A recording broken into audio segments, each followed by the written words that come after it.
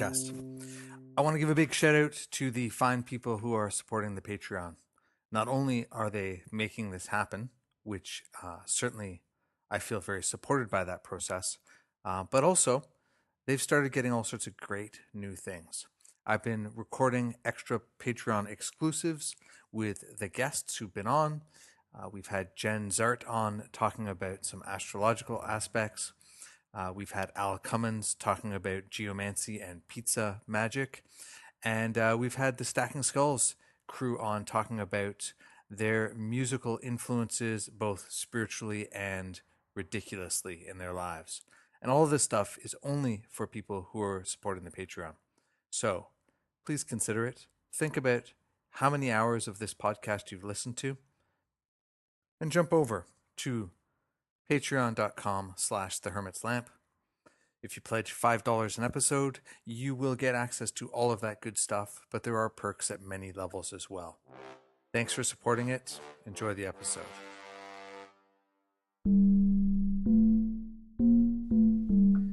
Welcome to another installment of the Hermit's Lamp podcast.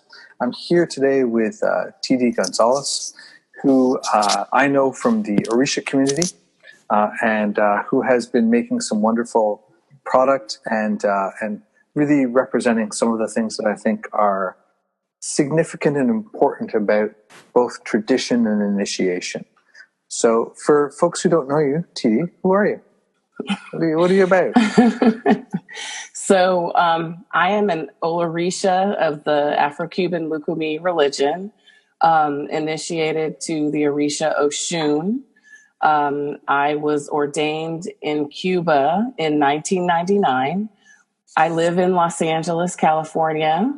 I'm a mother of 2 little boys. I'm a widow. I have a lot going on. And I've enjoyed making spiritual baths, which was one of the first things that I learned, one of the first things that many of us learn in the religion.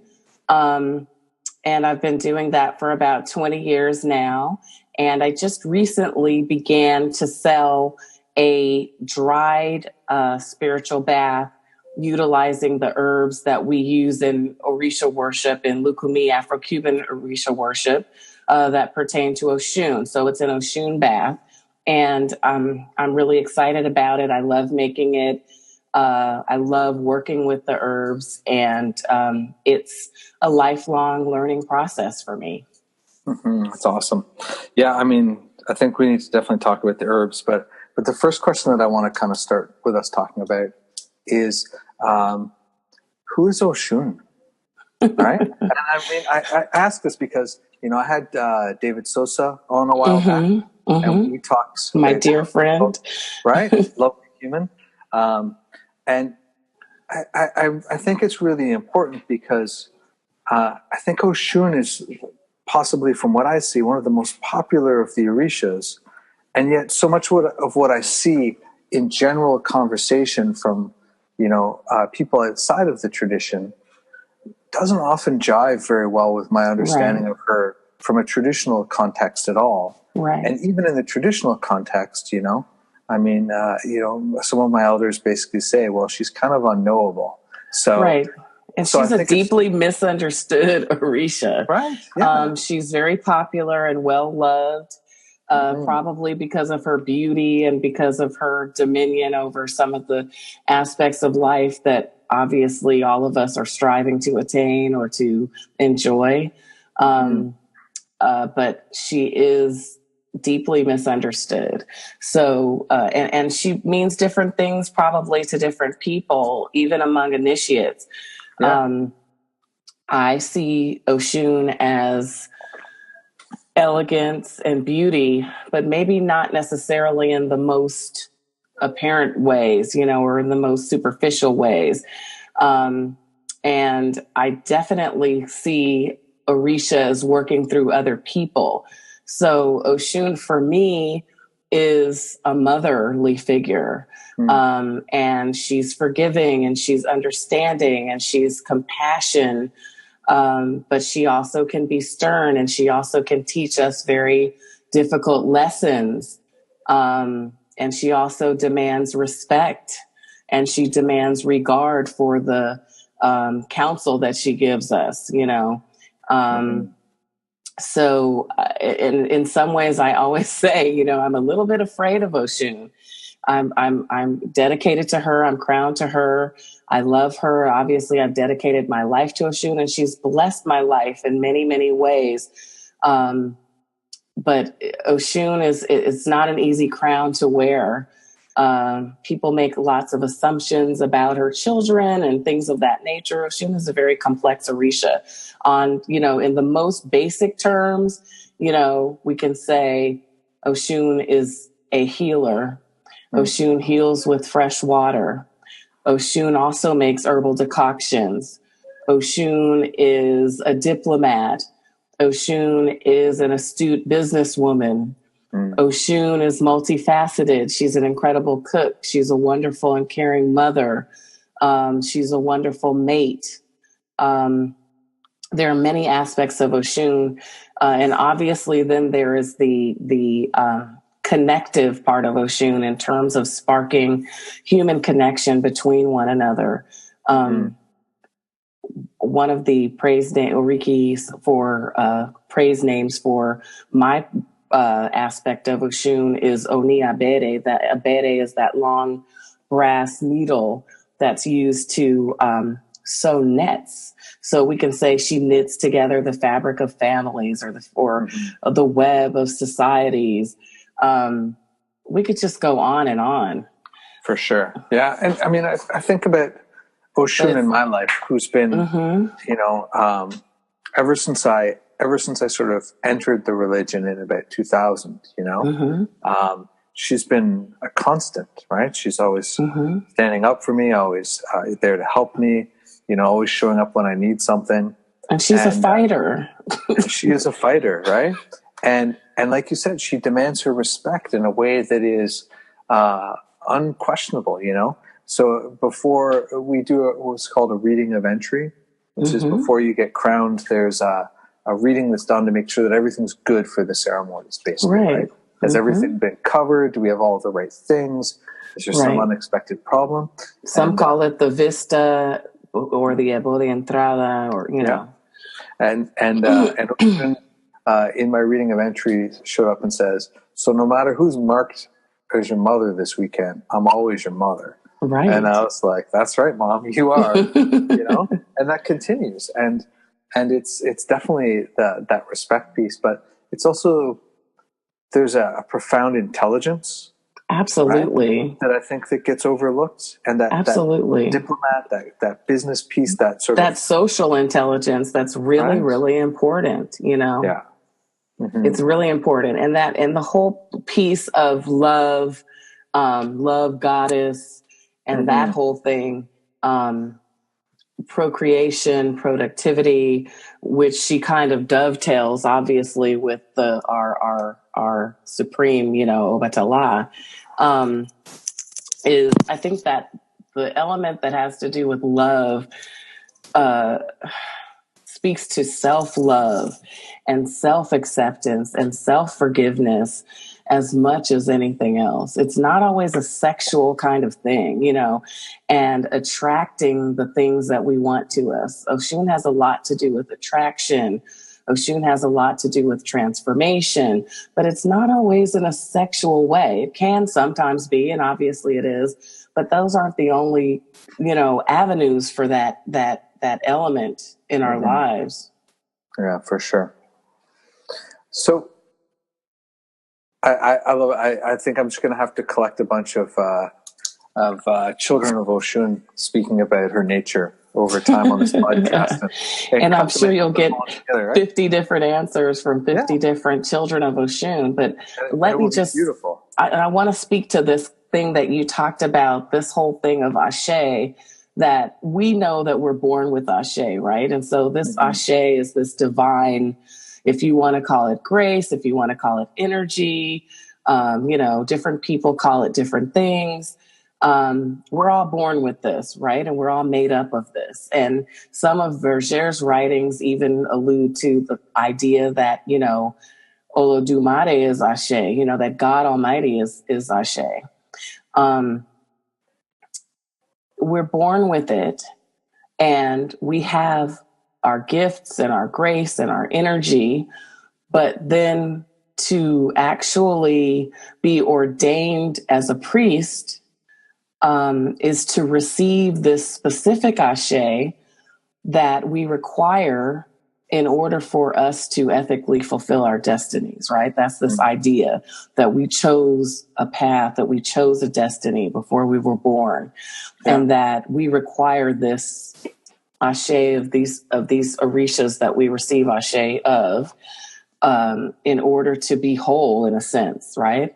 Or to be fully aligned with our higher selves.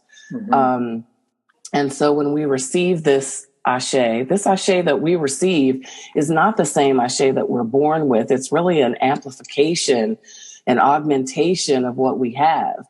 And then it's almost like, Willie talks about this in some of his classes. The Oriate ritual specialist, Miguel Ramos, talks about this idea that it's almost like you have a bank account, deposited of ashe. And then you receive, augmentations to that from ceremonies or initiations or additional rites that you undergo.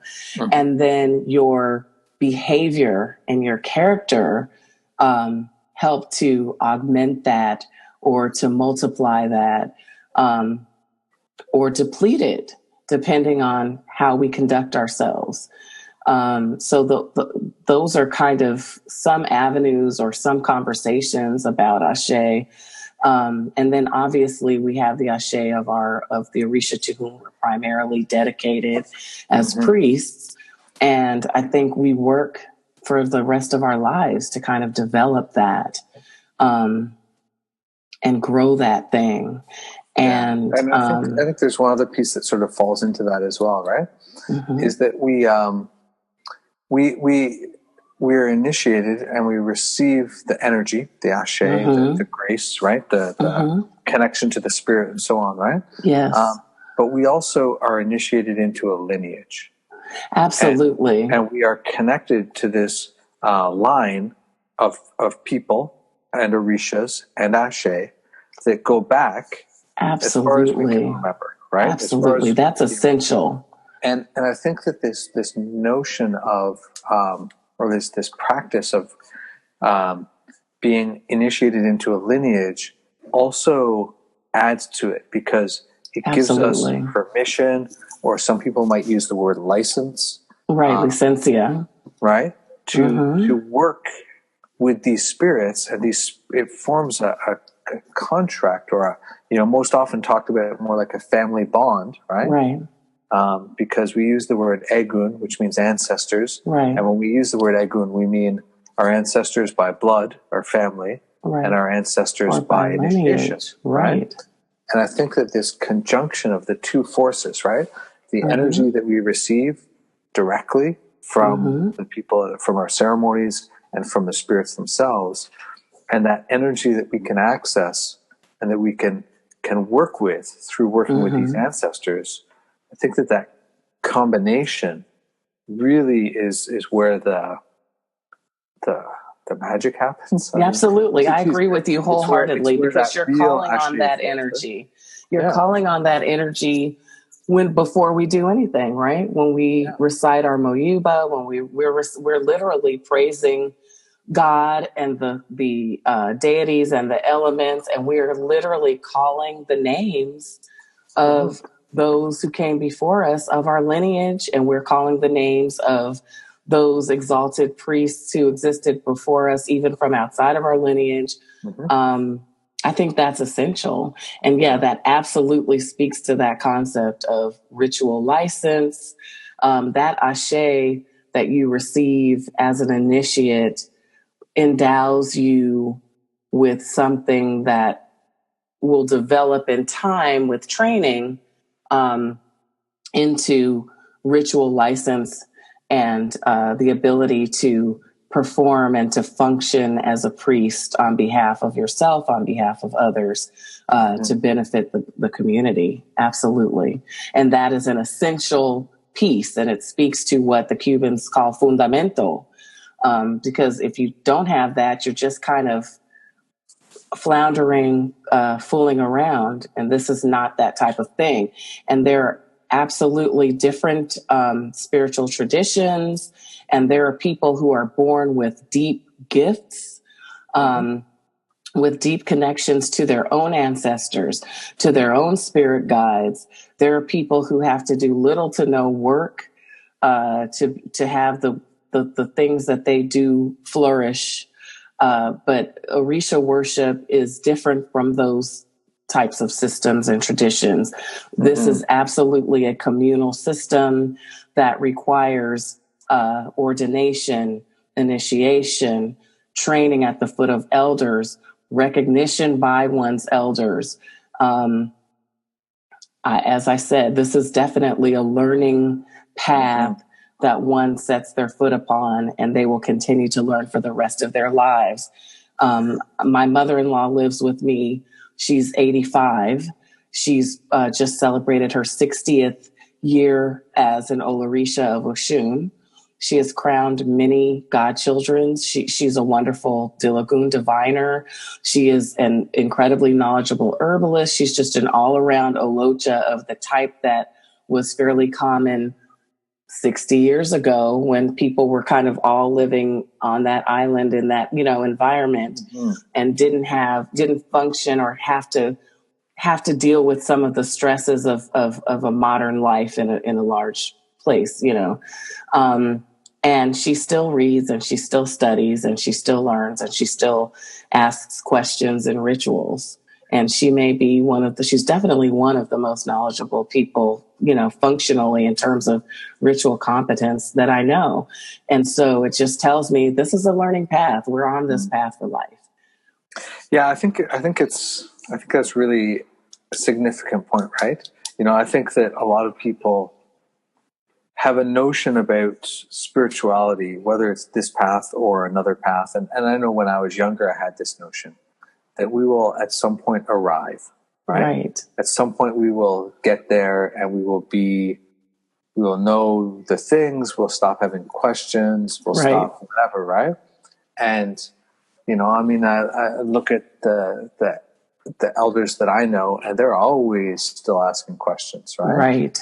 And it's one of those things that the more I learn about these traditions, and even in my Western mystery stuff, even though I decided to walk away from that path, I could see how much more there was to learn and that it was infinite, right? Right. And I think that it's really important to cultivate that sort of curiosity and engagement, right? Absolutely. I also think it's interesting because you brought up, and I want to kind of talk about this for a bit before we lose it in the flow of the conversation. Okay. That distinction between like spiritismo and the muertos, like the spirits of the dead, right? And what we would call in sort of more people might call spirit guides, right? Guardian angels, in the sense of like some spirit that looks over us, and and what do you see as the role of those spirits in your life or in people's lives in general? Because I often see people conflate them with Orisha or with other things. I'm curious. And it's easy to do, especially when we're in a tradition where many of us and most of our elders even will use the word Egun for everything, right? Anything that's dead is Egun. Right. So even if they're talking about spirit guides, which we would say muertos or guías or protectores, or even if they're talking about, right, Ara Orun, or even Ara Orun, it's easy to flip that tongue. Yeah. But yeah, or even where some people talk about, even they use the word Egun, people who are practitioners of Palo, So it just kind of gets thrown across the board. So I think it's important for us to kind of be able to designate or understand the differences so we don't have this kind of totally cruzado, kind of crossed up situation. But I think they are important. I think a lot of that kind of I don't want to call it confusion, but kind of mixed up language comes from the fact that our religious practices and our spiritual practices descend from multiple ethnic groups of people that intermixed together in one geographic location. And so you have people practicing multiple spiritual traditions. Again, there's a creolization. It's not just this strictly Yoruba thing, because this is not just a Yoruba religion anymore in terms of the ethnic group. And it hadn't been that way in a long time in Cuba or Brazil either. And now even more so, it is not, because we've got this kind of universal religion now where people of different races and ethnic groups and backgrounds are practicing these religions. So, excuse me. But back to your actual question was, I think that spirit guides have a very important place.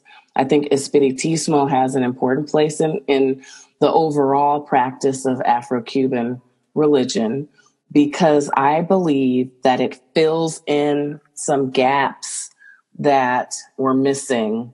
And this is one school of thought. There are many schools of thought. There are others who will disagree. And I don't necessarily think I don't think it's filling in gaps that have to do with Egun or ancestral practices. The more I learn about traditional Yoruba religion, and the more that I study and read about that, it seems almost like Espiritismo kind of fills in some gaps that are missing with Egbe worship that did not transfer to the New World. Mm-hmm. And so oftentimes you will hear Yoruba scholars describe Egbe as Yoruba spiritism. Yeah. Because Egbe is not an Orisha, and it's not one entity. It's like a group of entities that exist in the spiritual realm. And so the more I read of that and learn of that, I see, or I believe, I'm led to believe that perhaps this filled in a bit of a gap where that was concerned. But I think for all of us, I mean, I come from a house where a lot of Espiritismo is practiced. My elders are Espiritistas. I was married to a palero and Espiritista. And I just see how it functions in the life. Once people become developed, it can just help you in so many ways, just in so many little practical ways. But it is a separate practice from Orisha. And so I think what often happens is people who are outside of the religion, who do not have elders, are being led by spirit guides to do things, and they believe that they are interacting with Orisha. And I just don't think that's the case. So all these girls that you see on Instagram and other forms of social media building these empty altar tables, or what they're calling them shrines, that don't have any Orisha in them, with all kinds of pretty little knickknacks and afeferes and mirrors and compacts and things. Those are likely, that's, I believe, the impetus for that is a spirit guide that's pushing them to do that. But they just think it's Oshun, or they think it's Yamaya.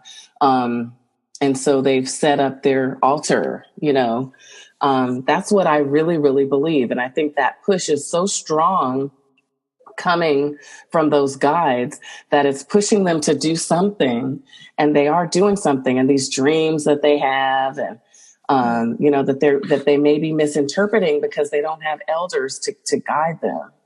Well, I think that there's an important sort of magical concept at play that people lose track of, or they don't like it, which is when Spirit speaks to us, right?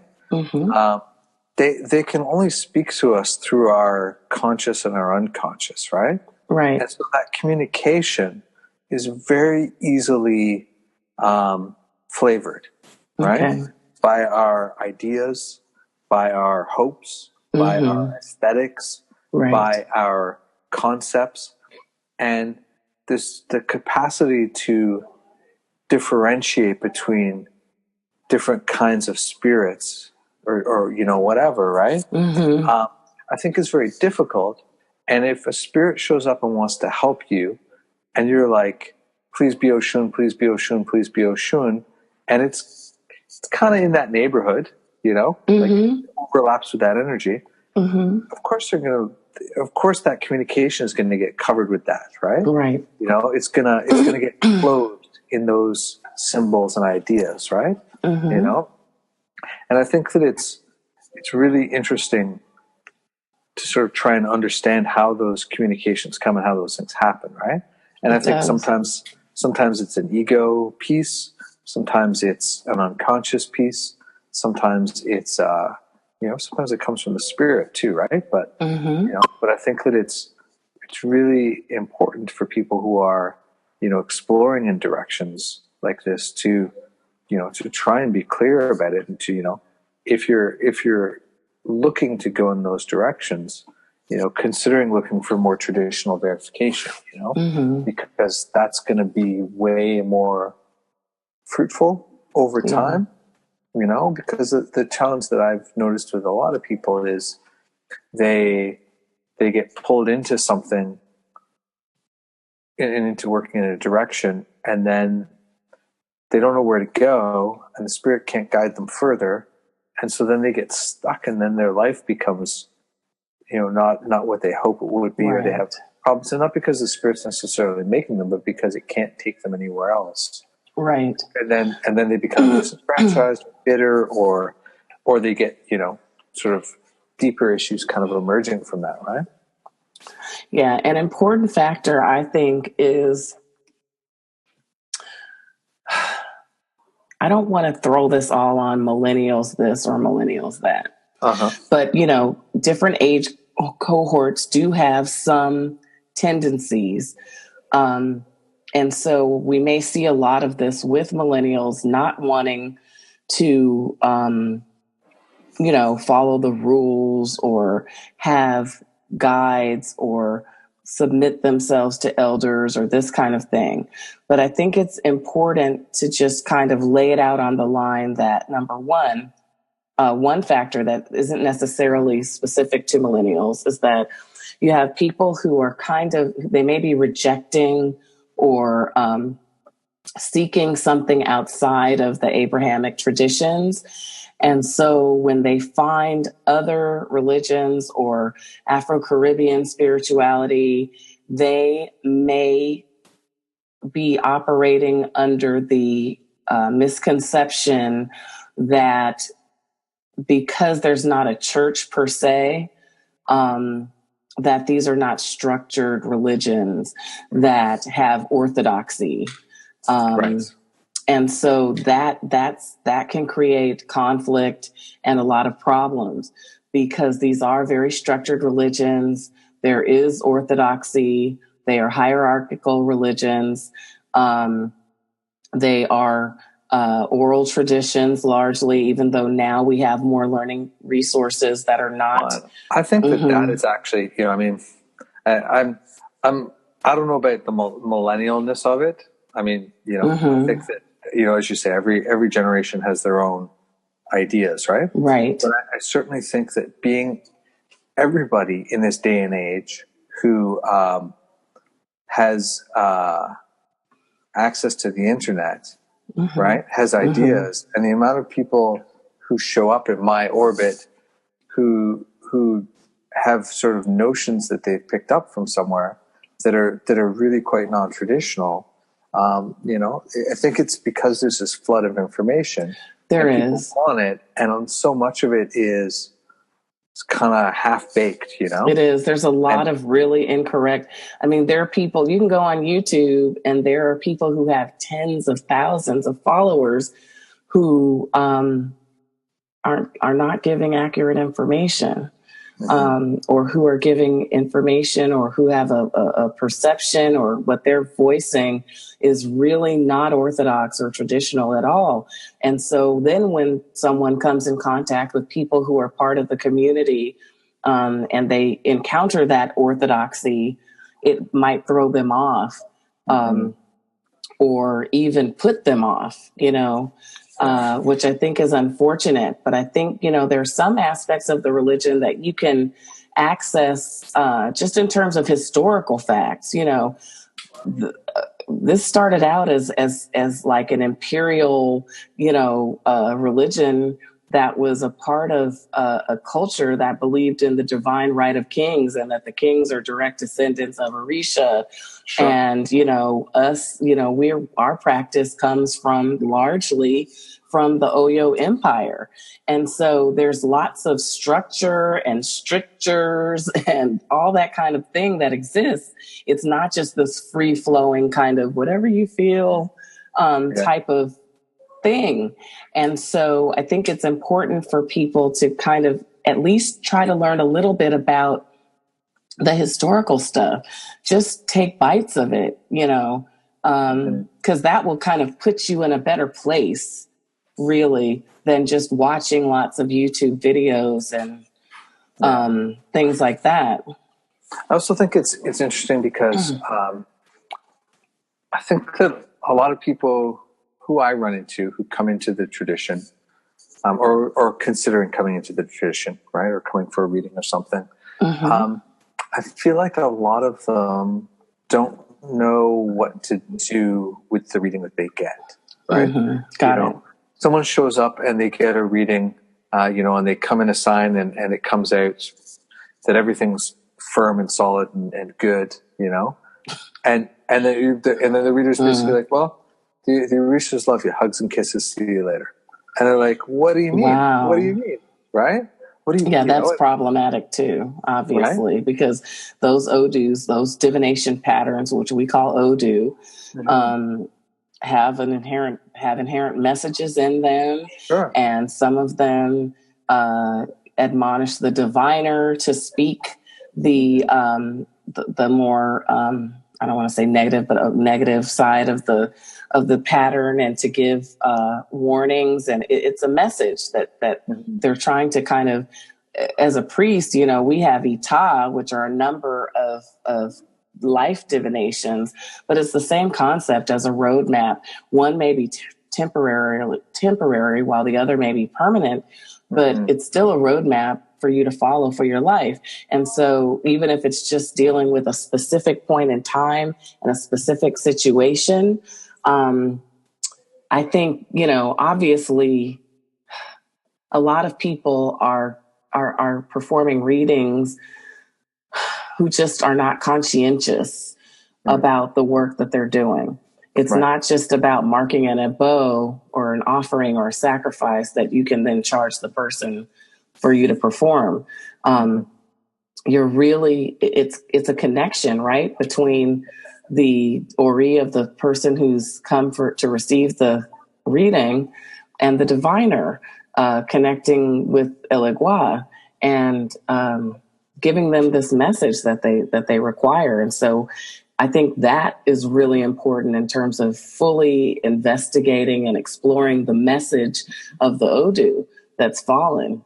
And taking the time with someone who is not in the religion. When someone comes for a first reading, it's really important to explain to them what that's going to involve and what it means and what to expect, on top of what the actual message is going to be. Because as we know, it's easier to lose the blessings that are being foretold than it is to convert negativity that's being expected into blessings. So it's a highly responsible task to perform a reading for someone, whether it's a Dilagun reading or a spiritual reading. It's a highly responsible task, and the person who's performing that reading needs to take it seriously, and they need to convey that level of seriousness and sacredness to the person who is coming to receive the reading. It's not a game or a parlor trick. It's a connection to the divine. Yeah, and it's also not. Although it has the appearance of fortune telling sometimes. You know, like, hey, watch for this thing, right? Right. It's also not fortune telling. And the diviner needs to make that clear also. Yeah. You know, that this is not fortune telling. And it's also the advice about what you don't do is so important, and it really is, or maybe more important than what you do. I mean, they're both important, right? And this notion of the way in which taboos are handed out, right? Don't do this thing. Don't do that thing. I think it's something that is also very complicated for people sometimes. Especially because sometimes those connections are super obvious, right? Like, hey, you came in a sign that says your head's not very clear. Don't drink, right? Yeah, that's easy to understand, right? But some of the other connections are less clear, right? And yet they still need to be abided with, and that's sort of And so maybe the diviner could help that person, you know, kind of give them some insights into it. You may not hit on the exact thing that that taboo or prohibition pertains to for that person, but it gets them thinking along those lines. You know, don't eat this thing. You know, maybe that thing would make you sick, or maybe when you go to have it, you're going to be at someone's house and it's not going to be well prepared, or maybe you'll need to make that as an offering one day and it'll save you. So it's more of a medicine. You've got to kind of open the way that person perceives that prohibition, so that they can think about it differently than just, I can't have that thing, you know. But people don't like to be told they can't have things. None of us like that, you know. No. Yeah. So every time we sit on the mat, be like, please don't take away something I like. Don't take away. Anytime you receive another Orisha with an Ita, it's like, oh, don't tell me I can't have this thing. But you know that it's important to observe those taboos because you've chosen this path as your life path.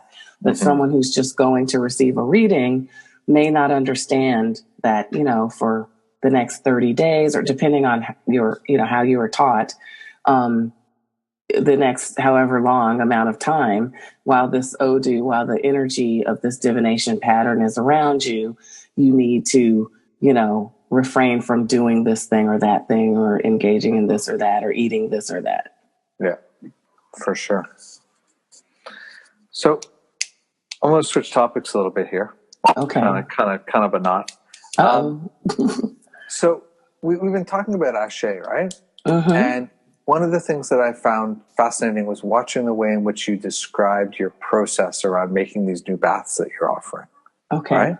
Yes. You know, and I mean, can you talk about it? Because I think that the commitment to putting your energy into it and the hands-onness of it, I think, is fascinating to me. So I'd love you to share some of that for people to understand. Oh my goodness. So I think there's obviously this is an unorthodox type of bath. The first bath that I'm offering is an Oshun bath. It's unorthodox in the sense that most people here in the States who practice the religion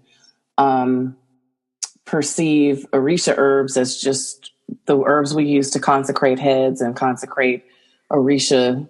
And they're always fresh herbs that we work with. And the herbs that we use for spiritual baths, obviously people in Florida and other places, they may use fresh herbs. But in the Afro-Cuban practice, there are some herbs that get boiled. Plenty of herbs are dried. It's fairly common. It's very common for paleros to work with dry herbs. And so I'm making a dried herbal product. I'm growing most of the herbs myself.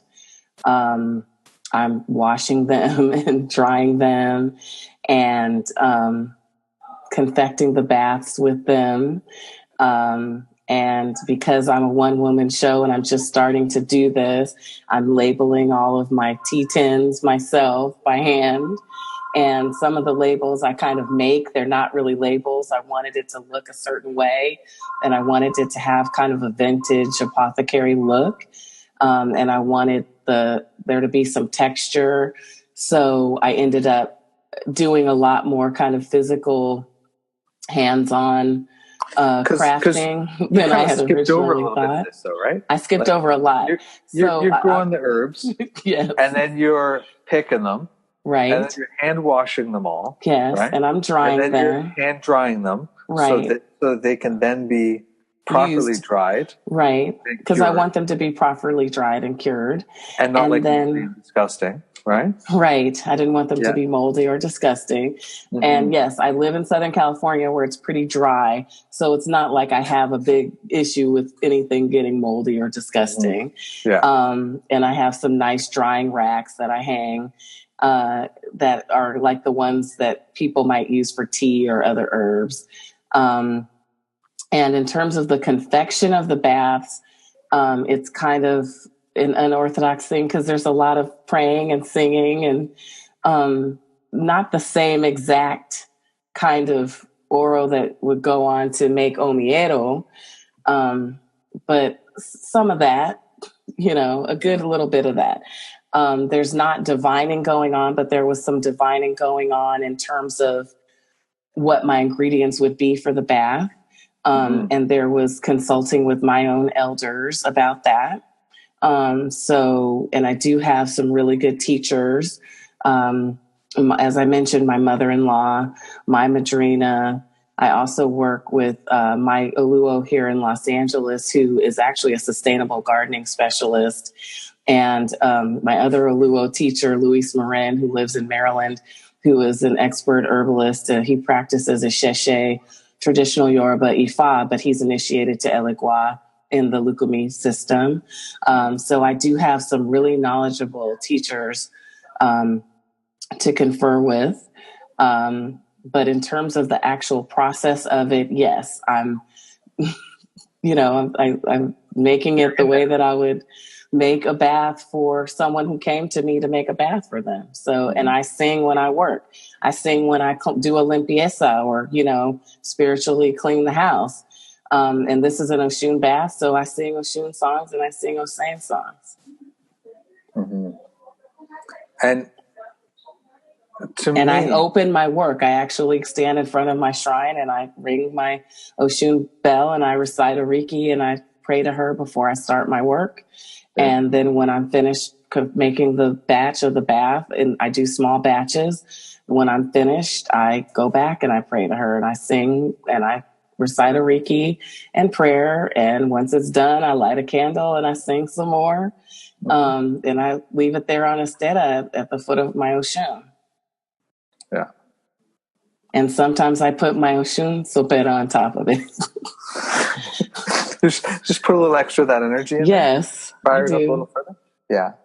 I do. And so, and I want to say, this concept of kind of making magical things, I feel obviously that the power is inherent in the herbs that I'm working with and inherent in the Orishas.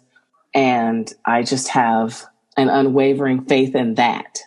So, and I have an unwavering faith in my elders and in my lineage, and that they put Ocha in my head and they did it properly and they've taught me and I've conferred with them and that I'm doing this properly. And I do it with a lot of love, honestly, a lot of love and heart. And I say a lot of prayers for, I'm so emotional. You have to forgive me, for the people who would use this bath. I pray for them that they should have good health and that they should have happiness and love in their lives and that they should love themselves and accept themselves and that they should have prosperity and that goodness should flow to them into their lives. And so I do a lot of that because that's what I know and that's what I've seen. When rituals are performed for me, people pray for me, people pray for my children. And so I pray for the benefit of anyone who would touch anything that I put my hands on, Yeah. And I think that to me, there's that. What I hear and see in what you're talking about is this sort of both the depth of experience, the history of the tradition, right, and that sort of connection to Ashe and to lineage, right? And I think that it's it goes even beyond just sort of some of those things, right? Because it's also your Ashe, right? Like you can accomplish these things partly because it's in you from your destiny to do so as well, right? Like not everybody is meant to be an Osanista or an herbalist or whatever, right? We all have different graces and strengths, and I think that capacity and that attention is so wonderful, right? And I mean, how many? If you count the growing of the plants, how long is it from start to finish before one of these things comes out in a tin, right? It's a long time. It is. And I think from the beginning, my godmother did always kind of try to motivate me to learn about the plants. And I said, oh, it's just too much. It's overwhelming. I like to make the baths. I'll use this, what I know, I'll use that. But over time, little by little, you look and you have more and more plants. And then I married a guy who was a palero. So there were more and more plants. So you just learn, you don't take it all in one big bite or one big gulp. There's no way you can do it. And I don't know the Odu this is associated with it. It's bit by bit, we eat the head of the rat, That's right. It's this idea of the head of the rat has very little sharp bones in it. And so if you're going to eat that meat, which is a delicacy, right, for our ancestors, our spiritual ancestors, you have to eat it very, very carefully. And so it's a very slow and kind of careful process. And I don't perceive myself as being particularly knowledgeable. I perceive myself, honestly, as a rank and file Olorisha. And I've been very fortunate and blessed to have some really knowledgeable elders who have shared with me. And I will spend the rest of my life learning more about herbs and growing herbs and continuing to take classes, continuing to ask questions of other people older than me and younger than me. And maybe one day, 30 years from now, I'll be an Osanista. But, this project, if you will, is just an incredible and extraordinary opportunity for me. And I love it. And that's all I can say. I love it. And I wish I had begun with more gusto 20 years ago and not not allowed it to make me feel so overwhelmed. And I also find it interesting that I've received lots of comments and feedback, from elders who are espiritistas who say, oh, al fin tú estás haciendo el trabajo de tu muerta principal. Like, finally you're doing this work that your, primary muerta has been trying to get you to do for years and years. And, I had been told of her and I knew of her, but I didn't really understand that she was an herbalist. I saw her working over a pot, a caldero, kind of bent over, sitting down, and her hands are moving, and I would say that. And my matrina was like, what did you think she was doing? What did you think she was working on over that pot? She was working with barks and palos and hojas and herbs and leaves and stuff, But it's a process. And I think it comes to us when we're ready for it and open to it. Yeah. And sometimes it has come to us little by little over time, and we didn't even realize it. And then we looked up and said, wow, where did all these doggone plants come from? Exactly, right? Yeah. Yeah, I think that idea of back to this question about guides and spirits that walk with us, yes. Right? I mean, I think that figuring out how to live with that and work with them, I think is so important, It's essential, but it is so hard for some of us. And I'm going to tell you this. my background, I'm an African-American. My family's from New Orleans. So saints and Catholicism and all that was not foreign to me.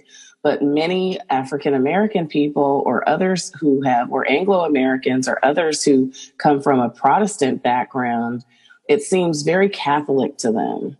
And not only that, but it seems very Christian to those who may be looking for something outside of Christianity. And so until people dig a little bit deeper and really understand about Espiritismo and that there are also different ways of working with these spirits, that, that's when you kind of get that depth, or you get that connection that, this is something that's really important to me. And when you are surrounded by or find yourself in the company of people who are really developed spiritually, and how it helps their lives and how it can help your life, that's when you start to see the importance of that. And the importance just of being able to distinguish between your own fears or your own ego and messages that are being sent to you from your guides, is hard. And I can say, I lost my husband almost 6 years ago to cancer. I have struggled financially with 2 young children, living in a city where the schools were great when I was a child, but aren't so great now, and had to pay tuition for my kids and stuff like that, and make choices and that I didn't think I'd have to make because I didn't think I'd be alone. There's a big difference between 2 incomes and 1 income. Yeah. And I will give the credit 100% to my muertos, my spirit guides, my protectors, and my ancestors that even gave me the idea to sell these baths or make them available to the public, something that I love to do and that I had been doing for years, and it never occurred to me. And I have been told, Andrew, so many times, you're going to have a business. You're going to do well at a business one day. Well, I'm not there doing well yet. I'm just starting. But my parents were small business owners, and I just never, and we had a very comfortable life. But the only thing I was really good at was food things. And food businesses are very expensive and rigorous and require a tremendous amount of capital. Mm-hmm. And I just couldn't see that. And so when this idea came to me, this idea didn't come to me. The idea was given to me. It was a blessing that was given to me. And that just blows me away. Well, from a certain perspective, right? So I started working as a card reader 15, almost 16 years ago. Mm-hmm. I quit my job in advertising and started reading cards for a living, right? Okay. And I decided that I wanted to make a product, right? Mm-hmm. Mm-hmm. And so I started making herbal baths, right? Mm-hmm. Right. In this line of baths that I make now. Mm-hmm. And, I got them in some stores around town, and I did some things with it. Mm-hmm. And in some ways, that starting point is the starting point of the whole store I have now, where I have a full store in Toronto, right? Mm-hmm. So, and it comes from that listening in and leaning in and being like, all right, spirits, I can do these things. Oh, yeah, I can work on that. And, what comes from that listening, in my experience, especially if we're faithful to it, right, over time, is everything. Everything comes from there, right? And I think about, like, when I show up at the shop, or like tonight's Saturday and when we're recording and I'm going to lock up later and go home, I always lock up everything and sit here and check in with all my guides and, my spirits. And I thank them for this, and I thank the Orishas when I pray to them every day, because all of this comes from their guidance and their influence, and my work. And it's a blessing. It's a degree of freedom for your family. Mm-hmm. When I was a young person, a teenager, I just saw the work, my parents did, and they had multiple small business endeavors, and they were successful, but there was a lot of work. But working for yourself, there's just a degree of freedom, of a space for personal expression and creativity, independence that you'll never find, in corporate America or corporate Canada or in the West, anywhere. You're just not going to find corporate that. Earth now, isn't that the deal? Right. That's what it is, right? Globalization. Yeah. But if I could develop this in time, in a few years or whatever, into something that I could do full time and have a small shop and grow some herbs on the roof or, in the back or whatever, that is my ultimate goal. And to be able to kind of be there for my kids, and they can come into the shop and go in the back and do their homework and help me carry stuff or whatever.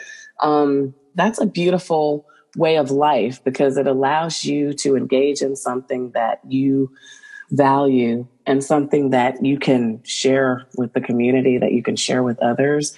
And it allows you to continue to grow as a priest, and to grow in your spiritual practice and your knowledge. And ultimately, you'll be able to pass that on to other people as well. So, yes, definitely, you're someone who I see as a shining example, honestly. Well, thank you. So let's see if people want to go and check out your stuff. They should know where to find you. Where you're hiding it on the web there, TeeDee? So I have a website. It's www.spiritualbathtea.com. And you can order the bath there. It's an Oshun bath for love and prosperity. It has a lot of beautiful things in it. And Andrew, I'll send you one. I know that you're a master bath maker, but I'm going to send you my bath, because it's just like wine. Maybe you have your vineyard and I have my vineyard. Oh yeah, for sure. But we can enjoy each other's products of one another's labors. Absolutely. And I'll definitely be sending you a bath. But yes, it's got at least 5 of Oshun's herbs. It has more. And it's got some other really nice elements in it that it's got 3 different types of sandalwood in it. It smells really lovely. And it's a really beautiful bath. And I've received a lot of really positive feedback about the bath from users. And I love making it, and I put a lot of love and care into it. And it definitely gives a new meaning. And, the word art or the word craft, these have many different meanings. And what were the meanings, the original meanings of, these things? Well, you know what the really funny thing is? You're kind of actually doing what the millennials are doing. I am. You are, because I mean, what I see a lot in sort of some of the millennial culture, things that people see about that, is this return to handcrafted, to small batch, to stuff made with love, right? You see these sort of various things, food wise and clothing wise and otherwise, that they're not corporate, they're not mass produced. They come from people who have learned how to hand do things in traditional ways or new ways. And this will never be mass produced ever. Yeah. It's just not that. That's not my concept. It's not that kind of thing. So if I wake up tomorrow and, Amara La Negra or Beyonce put me on their, social media, there'll just be a backlog. But the order will get filled. Yeah. But, I might buy a couple of those labeling machines to label my tins, or, like I said, my dream is to, be able to afford to buy 10,000, from China, of those fancy tea tins that are already embossed and printed. But the bath it's always going to be something that is beautiful, that I'm going to put as much beauty and love and care into as I possibly can, and that my own hands have touched. Because that's it, that's where the magic is. It's multifaceted, right? It's got these different components. And so you've got your spiritual license, your ritual license, your learning competencies, but it's also what you put into that thing. You know, there are lots of people who are well trained, who are very knowledgeable, and who are duly ordained, who just throw some shit together all day long. And I will never, ever do that, because that's got a lot to do with, you know, personal integrity and accountability to Orisha too.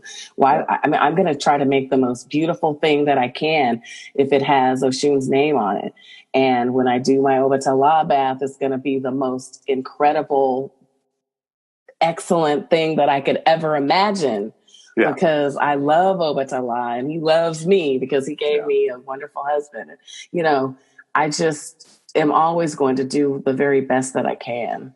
And to try to make something. And plus we want to please people, right? We want people to feel that, you know, their money is well spent and that their effort in acquiring the thing is well spent and that it's beneficial to them. Yeah. And I know for myself, whenever I'm in a position to represent the religion in one way or another, I feel a lot of pressure. Absolutely. Right? To get it right. Absolutely. You know, I made an Orisha tarot deck, which is coming in fall through a major publisher, right? Wow. Okay. And through Llewellyn, it'll be out in September. And, you know, and it took me a long time to make it because I constantly felt this pressure from me, right? Yeah, it's from you. It's just like any overachiever. You're not competing with other kids. You're competing with yourself. There's nobody else there. There's just me in the art, or you in the bath, or you. Right. Whatever. Yeah. No, it's fantastic. That's definitely what it is. I definitely put my best into it. And I hope that shines through and that people will see that. And just to add one more thing, you know, it's really important, this idea that we have of that license. I just can't really say enough about that. I kind of get emotional about it. You can't create an Orisha bath if you don't have Orishas. You know? And there are certain herbs that belong to Orishas, and all the herbs belong to Osain. But if you don't have the ritual license to work with those entities, how are you creating a bath? How are you creating a ritual? You can certainly do a spiritual bath, you know, working with your spirit guides, and working with your muertos, your protectors and guides. But working with Orisha requires Orisha. Requires consecrated Orisha. Yeah. So don't just throw some oranges and some yellow flowers and some honey and cinnamon in the bathtub and say that you're doing a bath with Oshun, because Oshun is not there in that bath with you. Yeah. Not to be snarky. No, I think it's important conversations, right? And I think that one of the reasons why it's my intention to, you know, have you and David Sosa and, you know, other traditional practitioners on is I think that it's really important to have a dialogue about what tradition actually has to offer, right? And I think that it's a thing that's hard to understand. It's a thing that is not obvious in sort of the more modern world, and it's not obvious if you didn't grow up in a magical tradition or in a magical, you know, I mean, I had the great fortune to not be raised with any religion, and I discovered Western mystery tradition stuff and Western esotericism when I was like 11 and 12, right? So I grew up self-educating myself in a magical approach to the world, and I think that that's what has allowed me to step into it and integrate into the Orisha tradition so well, is that the only traditions I've ever known have been magical and spiritual in this way, and we're also initiatory, right? So, you know, they're all pieces that I understood from the beginning, kind of coming into this, right? Right. I think it's important, and it's very important. It's foreign to a lot of people, and you know, it's important to say, you know, Orisha worship is not a self-initiatory system. It's a communal system that has an intact priesthood, It has existed for many generations, for thousands of years, if you go all the way back. And it's an ancient religious system that has an orthodoxy and a priesthood and a specific path that one follows. And that's very important. And that you cannot, even though the world changes, things change, things evolve, you can't fit Orisha into your own mold or mold Orisha to fit your lifestyle in that type of way. It's not that type of, it's a religion, it's a structured religious system. For sure. All right. Well, now we've given everybody something to think about. Yes. Thank you for making time from your busy life. Thank you. Thank you so much for having me. I really appreciate it. It was very kind of you, and I appreciate your time. Oh, it's my pleasure. Thanks. Thanks. Thank you, as always, for listening. You know, been doing this for a while now. We're up to episode 83, and I know that a bunch of people have been listening to this the whole time or have gone back and listened to everything. So if you're appreciating what's going on here, do me a favor. Tell some people. Hit share. Help spread the word. Help get it out there. Or go on iTunes and give us a review. Or on whatever platform you're already on, give it a review. These things help tremendously. And on the one hand, I'm certainly happy for whoever enjoys this. And on the other hand, spreading the word helps make this more viable over the long run. So please show your support and help get the word out there. Talk to you soon.